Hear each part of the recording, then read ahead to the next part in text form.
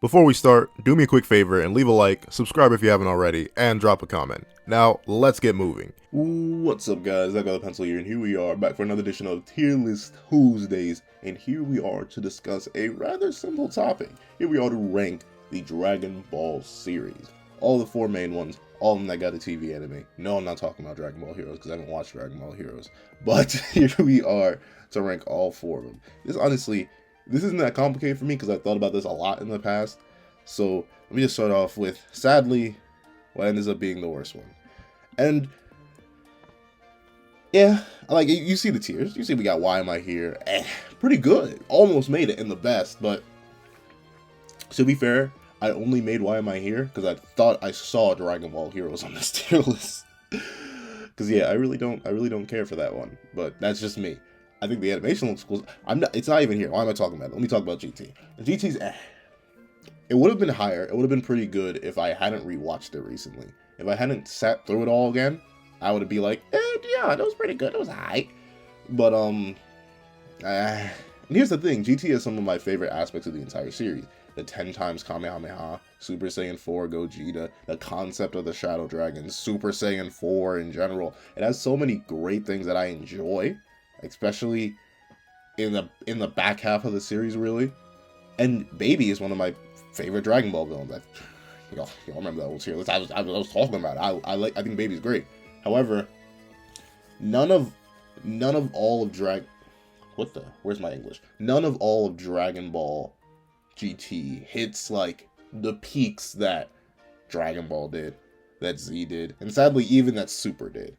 And it's sad to think about, but really I like 5 things from GT. Super Saiyan 4, Baby, Gogeta, the concept of the Shadow Dragons, and the Black Star Dragon Balls. The rest of the show, I couldn't care for. And there's a lot of rest of show. Oh, and the ending. The ending's number 6. I think the ending's great.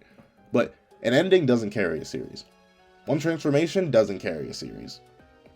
One good villain with a lackluster ending doesn't carry a series. It's missing a lot. And here's the thing. Nah, I can't even say GT's better than some anime I watched now. Because I think the main issue with GT is that they really had so little idea of what they were doing. There was no, like, I mean, there was a plan from the beginning, but there wasn't, like, an expressly laid out, this is how the series is going to plot out. And to be fair, there wasn't one with Z. I doubt there's one with Super. And there's definitely not one for Dragon Ball. However, due to Akira Toriyama's writing and how good of a writer he is, he managed to make that work.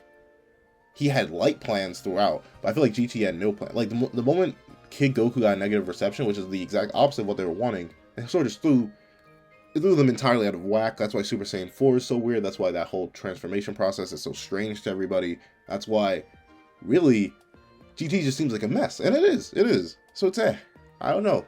There's not much else to talk about with GT. Like, it's full of disappointments, too. Pan, I thought she was going to be a great character after End of Z. She wasn't. Oop, after all the hype he got at End of Z, literally Goku abandoning his family, I thought, oh, Oop is going to be fantastic and pivotal and useful. No, not really. Oh, you finally get to see present timeline Trunks actually doing things. Hopefully he'll be better in action-wise than Super. Oh, no. No, he isn't. Goku should still be good. Goku's alright. It has a lot of the same problems that... It has a lot of the same problems in my mind that Super has, but Super has them in less. Which is sad, because GT is like half the runtime of Super. I'm pretty sure GT's 64 episodes and Super is 131. But somehow, despite having literally under half the length, I'd say GT has twice the problems than Super. And speaking of Super, it's pretty good. Like, Super introduced a lot more aspects that I enjoy. Y'all know I'm a lore buff, so all the extra lore that Super just said, oh, hold on, Chief, I got you. And that's the thing, I really can't. Do I give that to Super? I can give Zeno to Super. I can give the Grand Priest to Super. I can give the Multiverse to Super. But can I, though? Because, like, Battle of Gods is what really introduced that. That's technically a Dragon Ball Z movie. That's not Super. And I really don't like the first 2 arcs of Super, Because the only positive thing about got out the first 2 arcs of Super is Universal plus Goku. That's it. That's it. That's the only thing I got out of those first 2 arcs. Golden Frieza wasn't good in the anime, or nah, I don't even think. Yeah, it didn't even get adapted in the manga because there was already a Resurrection of F manga. Battle of Gods, in my mind, it was the movies. Nah, Battle of Gods is my favorite. I think it is. Is it? Do I say it? Yeah, Battle of Gods is my favorite Dragon Ball movie.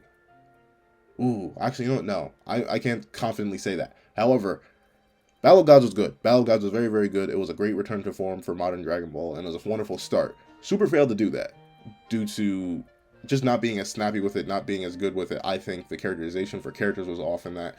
I think a lot was bad with the first 2 arcs of Super. I like the Universal 6 Tournament arc, but mainly because of Kaioken times 10. And seeing what that did to the rivalry between Goku and Vegeta, that didn't even work out that well. However, in the moment, it was cool. I like Hit. Hit's cool.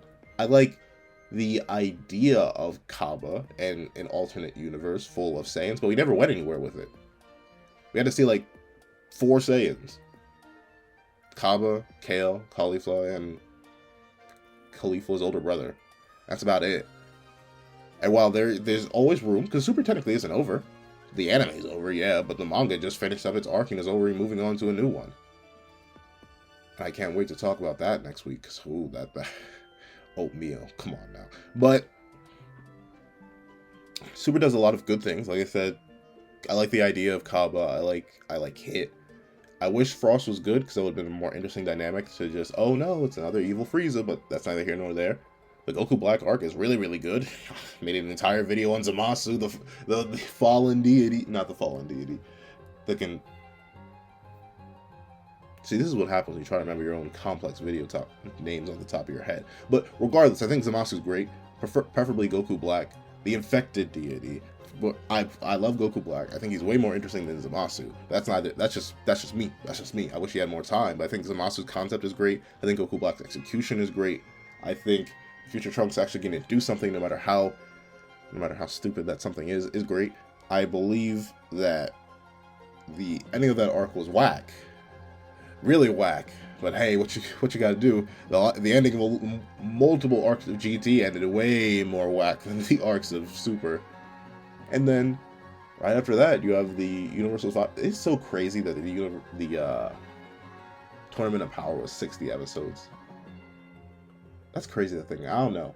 I know that's probably like standard Z arc length, but I think Super having so many short arcs back to back to back and suddenly leaping into this 60 episode epic that honestly wasn't that epic throughout all of it isn't as good. However, I still have to praise Super, and I still have to say it's pretty good because it has those moments in it. It has Super Saiyan Blue times 10.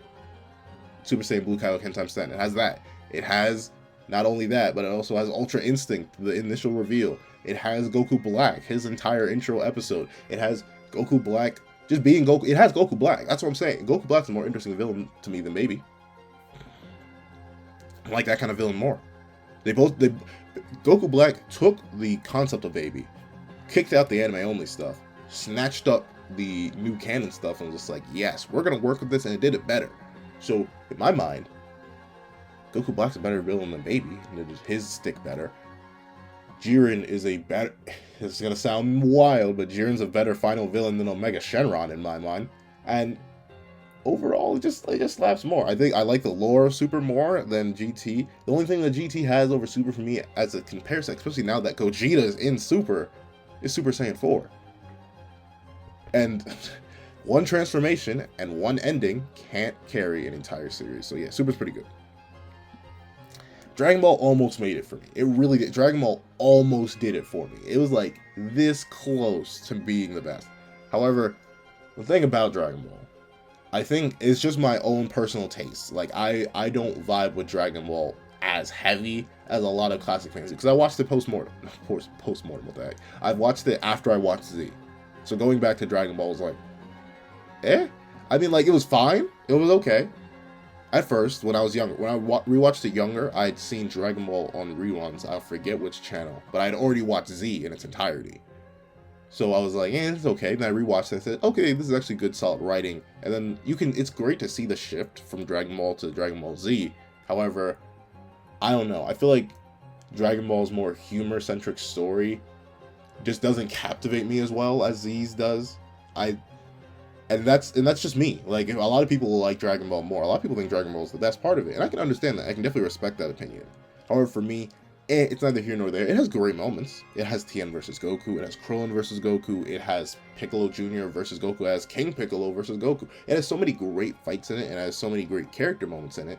Like, one of the most useful female characters in all of Shonen. It has Bulma in really her intro, and all that. It has a lot of good stuff. The first introduction of Shenron's death, the only villain to ever kill the dragon. Dragon rocked the dragon, and Piccolo did that alright.